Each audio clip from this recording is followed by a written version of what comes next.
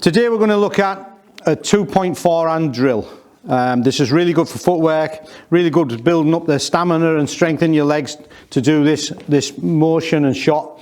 But the real purpose is that you can move and play the correct technique when the ball moves. So rather than if I was stood here and I played a perfect forehand here and the ball goes over there where the orange ball is, then a lot of people will reach out and play not such a good forehand. They might get this on, but it's weaker, where the whole principle of this is that I can move, get right behind that ball, move, so the shots are exactly the same and my distance from the ball is exactly the same. So you can see there I've got maybe 8 or 9 inches between my elbow and my ribs, and then when I transport here I don't lose that. It's still the same 8 or 9 inches away from my ribs, and my foot will be roughly the same position to each ball.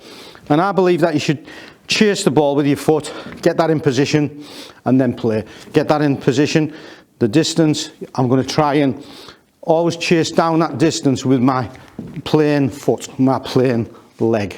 So we've got this action. Okay, so I'll do a drill with Anthony.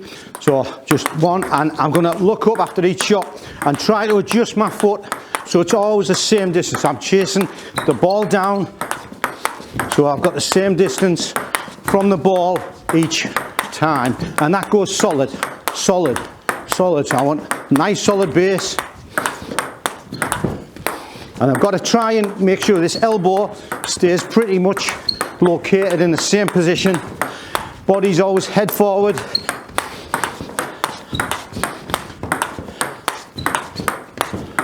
And I rotate back as the ball comes, rotate back, push off this foot I've set to play that shot.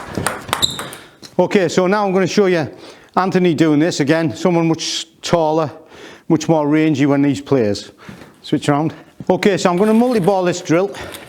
So 1-1, aim for there.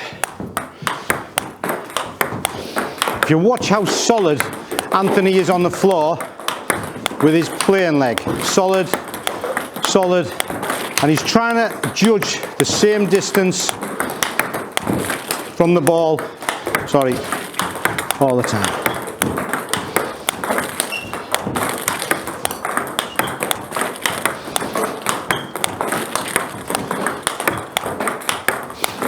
Good. Good, very good. And breathe. So this 2-point forehand drill is really, I think, essential to build any player up, develop the shot, develop the strength in the leg and the strength of movement. Okay, so really, really great drill to just basically be moving from one ball to another ball, backwards and forwards, half a table, forehand, forehand. So that's the sort of basic drill. You can extend this further and make it a 3-point or 4-point drill. So we'd have 1, 2, 3, and the player will move along, but come back into the backhand, play it again, and then move across. So we're going to play like 1, 2, 3, come back 4, and then start the drill again. And this is really, really demanding, a lot more advanced, because you've got to get very wide on the backhand corner. You've got to come right out to the side. So I'll get Anthony to do this advanced drill, and then you can see what you think of that kind of movement. If you hold your position on that wide backhand when you finish, hold.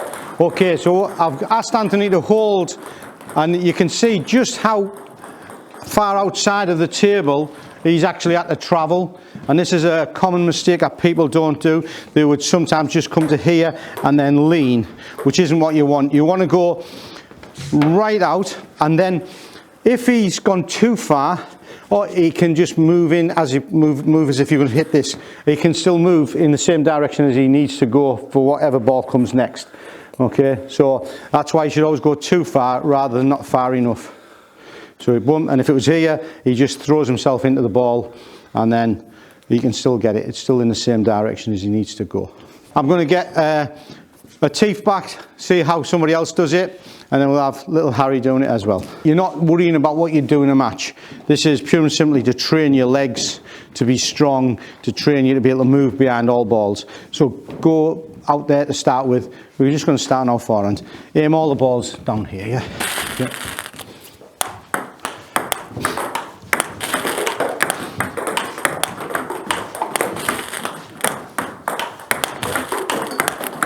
Up. So there's the one, you've got to go too far. One, move. Move. One. Push over, so push over. So when I say stop, just freeze like Anthony did. Stop, stop. Okay, so there you can see quite comfortably that Atif hadn't gone far enough, so his whole body weight is leaning the opposite way. And in a match, probably the next ball, if you played from here, would be over there. So you're going the wrong way.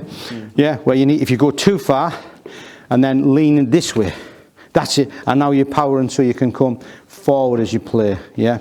So it's a matter of going way, way beyond where you think you need to go to push back. Okay, one more little go. Yeah, see if you can get that. Yeah, push. Driving off that right leg, off that playing leg. That's better. That's better. Good. Push in. Good. Really, really out wide. Not quite wide enough again. One more go. Out wide, really wide. Yes, better. Much better. Okay, well done. Good. Harry? Yeah? Are you up for it? All you're going to do is just the two. Just 1, 2, 1, 2. Yeah? Okay? So you're going to hit the ball down there. That's all we've got. Good. Snap. Good. Snap. Good. Sit.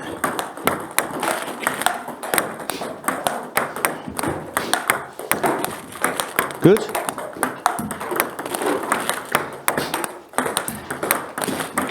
Just nice and steady. That's it. It's all about the movement, not about the power in your arm. That's it. Just get in position. In position. In position. In position. Good. Weight on the right leg. Weight on the right leg. Weight on your right leg. Weight on your right leg. Good. Good. Good. If I say freeze, freeze, freeze. I'm just going to check Harry's feet. And that's pretty good. If you notice, he's got this foot now just slightly turned out. So that, and just ever so slightly behind his left foot. So for me, that's pretty correct. As another drill for if you've got a beginner who is struggling, Harry was coping all right there, so I would continue with that. But if you had someone who was struggling to do this, I would just place 2 broken balls on the table, or you could even, if you wanted to advance it, add 3. But all I want you to do now, Harry, is just pretend that that's what you're going to hit. Move, get behind it, move, get behind it, okay? And this way, Harry doesn't, or the player does not have to think too much about the ball hitting it. He's just got to concentrate on what's happening at the base on the floor. That's it, Harry. Think about your legs and your feet. Good. Put a bit more weight on your right leg now, and then a bit more on your right leg now. That's it. Good. Spot on. Okay, so that's just a nice little drill if you've got somebody really, really beginning, or somebody who's really struggling with it. Is there any questions on that? On that two-step forehand? Yeah. Any questions? When the person who's multi-balling gets away from the person who's actually doing the drill, yeah, what's the best way for the person who's doing the drill to compose themselves within the exercise? I would say that it's more down to the multi-baller. Okay. So when someone's multi-balling should be something used to stretch somebody. It's great for beginners because they can keep going and you can really build on just watching them and not worrying too much. But if they're reasonable, then the multi-ball feeder should actually be trying to stretch them. So you don't want every ball perfect. Once you've got every ball perfect, the idea of multi-balls, you can make it a little bit harder and make it so that they suddenly start to break down. But if it breaks down too much, the multi-ball feeder, I think, should then, take back a little bit and give them that little bit of time to get comfortable themselves and start being more confident at this end. Yeah, is the way I do it. And if you are at this end and it goes too fast, just let one go past you so you can recompose, because it's training. We're not looking to be playing at this point. It's looking to do it as a training method to get to be as advanced as possible. See you on the next one.